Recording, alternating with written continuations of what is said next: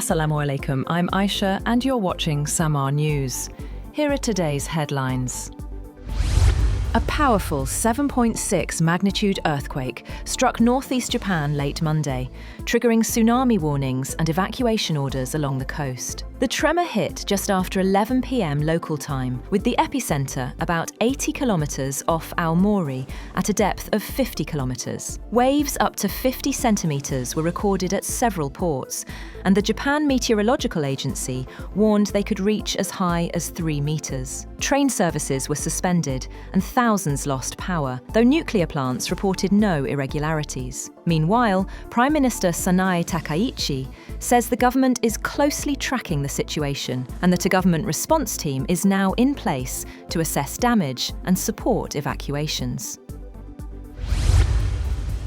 Israel's Benjamin Netanyahu sat down with US Ambassador to the UN, Mike Waltz, in Jerusalem on Monday, as Washington pushes ahead with President Trump's 20-point Gaza plan. Waltz is meeting senior Israeli leaders this week and will tour the northern and southern borders as part of his regional security brief. On the other hand, Israel says Benjamin Netanyahu will meet US President Donald Trump on December 29th. The announcement came in a government briefing on Monday. The two leaders are expected to focus on the next steps of the Gaza ceasefire plan, including the role of the International Stabilization Force that has been holding the truce on the ground. Chief of Defence Forces Field Marshal Asim Munir has emphasised that, despite unified high command, the three armed forces of Pakistan will retain their internal autonomy and organisational structures. Addressing officers of the three forces at GHQ, the Field Marshal cautioned that India should not fall prey to any self-deception or assumptions, warning that Pakistan's response in the future would be even swifter and more severe. He said Pakistan has delivered a clear message to the Taliban regime. They have no option but to choose between terrorists or Pakistan. Google has released its Year in Search report for 2025, offering a snapshot of what Pakistanis were most eager to look up online. As expected, cricket dominated search trends once again, while food recipes, e-challan queries, and artificial intelligence also surged in popularity. According to the Google report, cricket continued to top the list of entertainment-related searches in Pakistan throughout 2025. Fans repeatedly looked up matches against South Africa, India, and New Zealand, reflecting the nation's deep-rooted sporting passion. Local dramas also ranked prominently, showing that television entertainment continues to command strong public interest. Indonesian President Prabowo Subianto has reached Islamabad on a 2-day official visit, aimed at ushering in a new era of Pakistan-Indonesia relations. President Asif Zardari and Prime Minister Shehbaz Sharif received the Indonesian president, who was also presented a 21-gun salute upon arrival. The trip carries special significance, as both nations mark 75 years of diplomatic ties. During his visit, President Subianto will meet President Asif Ali Zardari, Prime Minister Shehbaz Sharif, and Chief of Defence Forces Field Marshal Syed Asim Munir.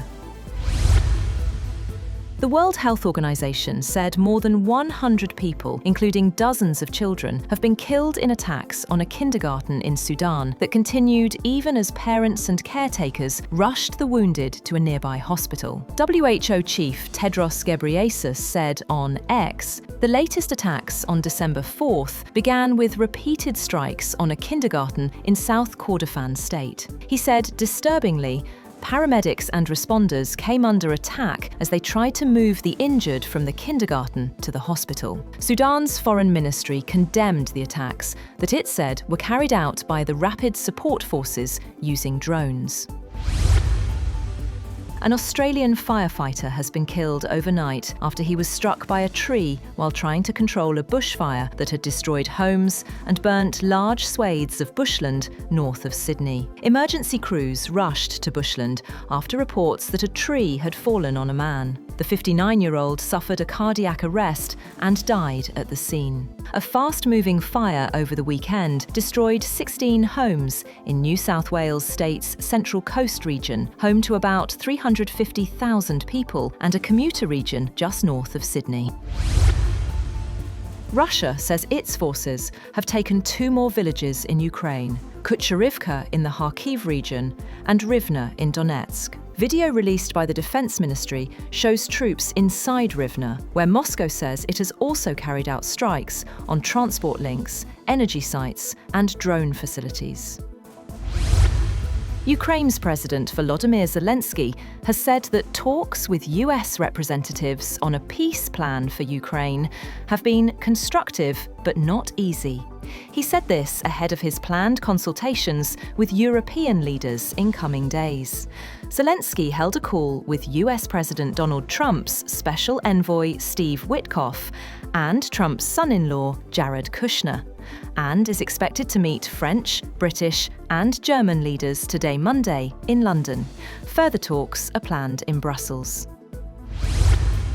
Thailand has launched airstrikes along its disputed border with Cambodia after both countries accused the other of breaching a ceasefire agreement brokered by US President Donald Trump. At least 1 Thai soldier has been killed and 4 wounded in the fresh clashes that broke out around 2 areas in an easternmost province. Cambodia's defense ministry said the Thai military launched dawn attacks on its forces at 2 locations, following days of provocative actions, and added that Cambodian troops had not retaliated. Benin President Patrice Talon has said that the West African nation's government and armed forces thwarted a coup attempt by a group of soldiers and vowed to punish them. Talon's announcement comes about 12 hours after gunfire first rang out in several neighbourhoods of Cotonou, the country's biggest city and commercial hub, and soldiers went on state television to say they had removed Talon from power.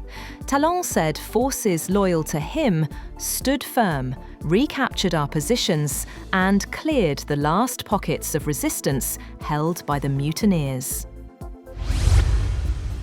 Nigeria has rescued 100 children abducted last month from St Mary's Catholic School in Niger State.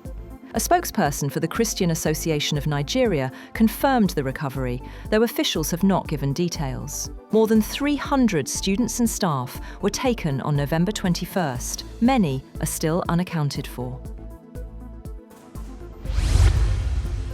And Syrians marked 1 year since Bashar al-Assad was driven from power, as the country continues trying to regain stability after years of war. Crowds gathered in Damascus's Umayyad Square ahead of official celebrations, with military parades expected. Syria's new president, Ahmed al-Sharaa, led dawn prayers at the Umayyad Mosque, promising to rebuild what he called a strong and just Syria. That's all for now. For more updates, visit www.samaa.tv. Thank you for watching Samaa News.